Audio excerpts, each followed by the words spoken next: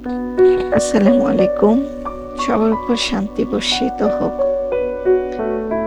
প্রতিটি জুম্মা আমাদের মনে করিয়ে দেয় গত সপ্তাহের ভুলগুলো থেকে শিক্ষা নেওয়ার, ভালো কাজগুলো আরও নিয়মিত করার এবং আল্লাহর কাছে আরও একটু কাছাকাছি যাওয়ার সুযোগ।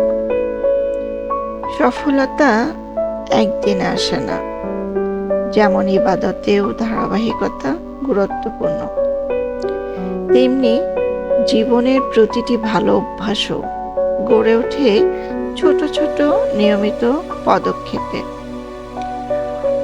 তাই আজকের জুম্মার প্রতিজ্ঞা হোক, নাম্বার 1, প্রতিদিন 1% হলেও নিজেকে উন্নত করব। নাম্বার 2, ভালো কাজগুলোতে ধারাবাহিক থাকবো, মানে রেগুলার থাকবো। নাম্বার 3, আল্লাহর উপর ভরসা রেখে এগিয়ে যাব। জুম্মা মোবারক।